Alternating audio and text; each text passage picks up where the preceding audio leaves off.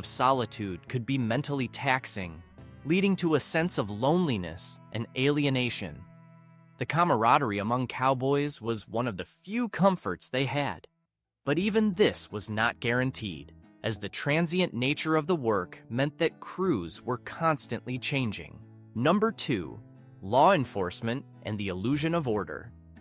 Law enforcement in the Old West was a complex and often contradictory endeavor, shaped by the unique challenges of a rapidly expanding frontier.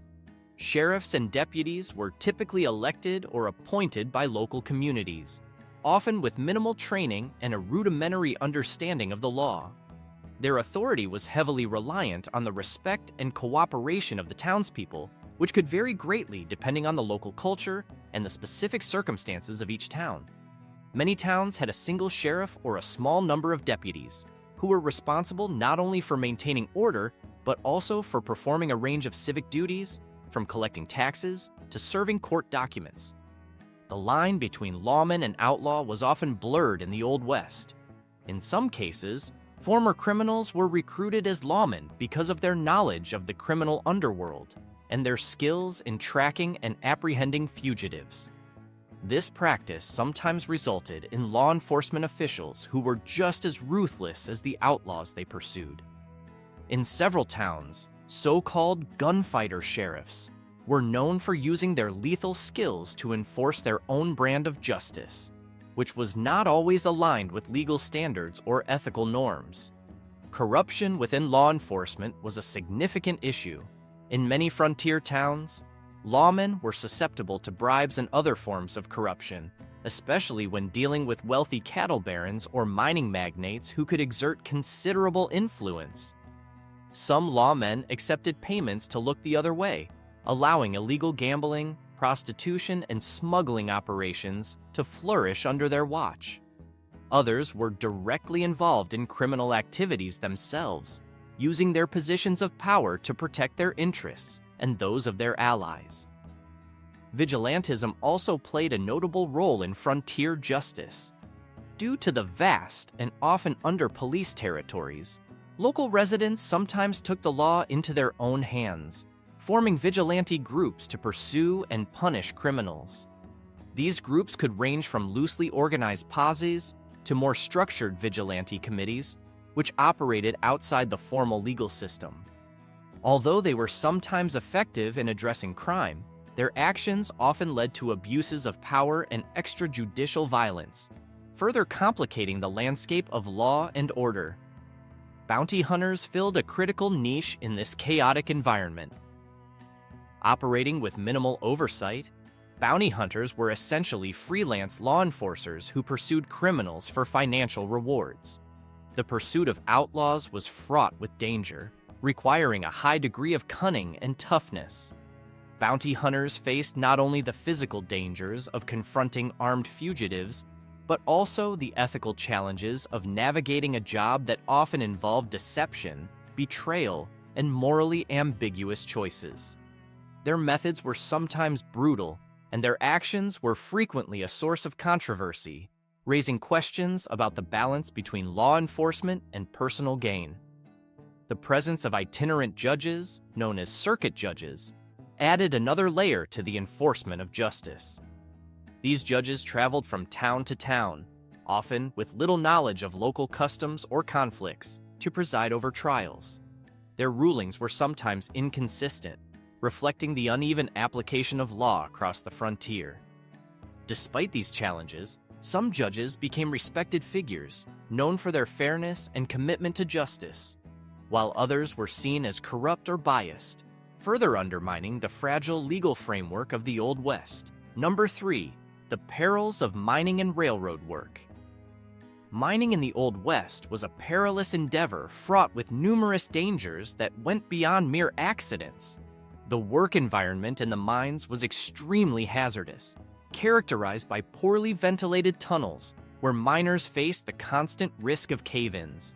Explosions were another frequent threat, often resulting from the use of unstable explosives like dynamite to break through rock.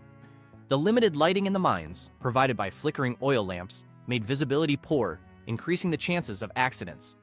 miners also faced a lack of access to clean water and sanitation, which contributed to outbreaks of diseases like dysentery and cholera. The physical toll of mining was severe.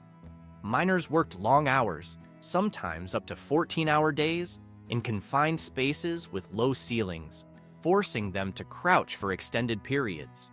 This often led to chronic back and joint problems. The tools of the trade, such as pickaxes and shovels, were rudimentary and required immense physical effort to operate, further exacerbating the wear on the body. In addition to the physical strain, miners were constantly exposed to toxic dust and gases, such as silica dust and carbon monoxide, which led to respiratory illnesses. Pneumoconiosis, also known as black lung disease, was common, causing long-term health problems that miners often carried for the rest of their lives. Railroad work was equally grueling and dangerous, especially for Chinese laborers who constituted a significant portion of the workforce. These workers were often assigned the most dangerous tasks, such as blasting through mountains to lay tracks. This involved drilling holes into rock faces by hand, placing explosive charges, and then quickly retreating to avoid the blast. The risk of premature explosions was high, leading to numerous fatalities and severe injuries. In addition to the danger of explosions, workers faced the perils of landslides, rockfalls, and extreme weather conditions, which could range from intense heat to freezing cold. Living conditions for railroad workers were harsh, with makeshift camps set up along the railway lines. These camps lacked proper shelter, leaving workers exposed to the elements. Food supplies were often inadequate, consisting mainly of rice, dried fish, and tea, providing little nutritional value needed for such physically demanding work. Despite these conditions, Chinese workers were paid significantly less than their white counterparts and were often subjected to discriminatory practices, such as being denied access to better job roles and facing harsher punishments for perceived infractions. The relentless nature of both mining and railroad work meant that many laborers rarely saw their families and lived in constant fear of injury or death. The economic drive behind these industries often overshadowed the dire conditions under which these men worked, leading to minimal efforts to improve safety or provide compensation for injuries.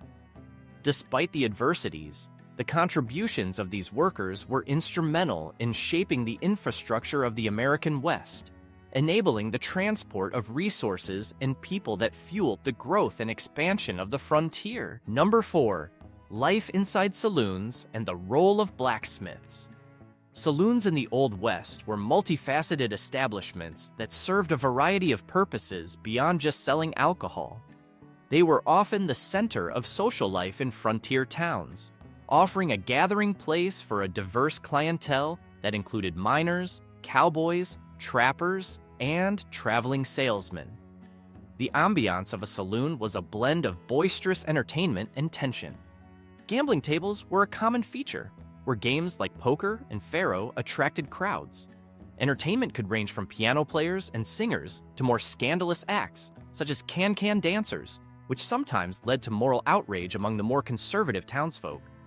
The role of a bartender was not merely to serve drinks, but to manage the complex dynamics within the saloon, including settling disputes and sometimes acting as an informal law enforcer when brawls broke out. Saloons also operated as informal banks where patrons could store their gold dust or money in safes behind the bar. This service was particularly valuable in towns where formal banking institutions were scarce or non-existent.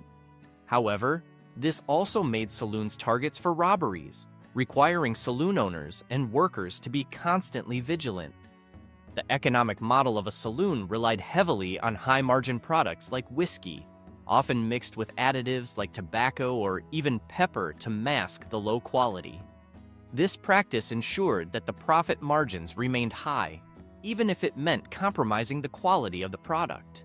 In contrast, blacksmiths were indispensable in frontier communities for their ability to produce and repair essential items, from horseshoes and nails to wagon parts and farming equipment. Their forges were the heart of industrial activity in these small towns, and the skill required to be a blacksmith was not easily acquired, making their services highly sought after. Blacksmiths often had to adapt quickly to the needs of the community, sometimes crafting custom tools or improvising repairs with limited resources. This adaptability extended to working with various materials, including iron, steel, and sometimes even precious metals, depending on the task at hand. Blacksmiths were also critical in supporting the transportation needs of frontier towns. With the rugged terrain and lack of paved roads, wagon repairs were frequent, and blacksmiths were skilled in creating or fixing wheel rims, axles, and other critical components. The blacksmith shop often served as a hub of activity where townspeople would gather not just for services, but also to exchange news and gossip, making it a social center much like the saloons, but with a very different atmosphere. Blacksmiths earned a stable income, often accepting payment in the form of trade goods or credit, which further integrated them into the fabric of the community. Number 5. The hidden dangers of outlaw life. Outlaw life in the Old West was fraught with danger and uncertainty, starkly contrasting with the romanticized portrayals often seen in films and books. Most outlaws were individuals who had fallen on hard times and saw no other choice but to turn to a life of crime. Many were former Civil War soldiers who had trouble adjusting to civilian life, while others were simply desperate men trying to escape poverty. This path was not chosen out of a desire for adventure, but out of necessity, with the hope of quick, albeit illegal, wealth. Outlaws operated in a brutal and unforgiving world. Constantly on the run, they had to navigate an unforgiving landscape while avoiding capture by both law enforcement and bounty hunters. The ever-present threat of betrayal within their ranks meant that trust was a rare commodity. To survive, outlaws often had to rely on a network of informants and sympathizers, including some locals who were either intimidated into cooperation or saw aiding outlaws as a way to undermine authority. However, these alliances were fragile and could turn deadly if someone sensed an opportunity for personal gain or safety. The harsh realities of the outlaw lifestyle included living under harsh conditions, often hiding in remote and inaccessible areas such as canyons, forests, or abandoned mining towns. These hideouts provided some protection from law enforcement, but came with their own set of challenges, including limited access to food, water, and medical care. Injuries and illnesses were common, and without proper treatment, even minor wounds could become life-threatening. The methods outlaws used to sustain themselves were often violent and desperate.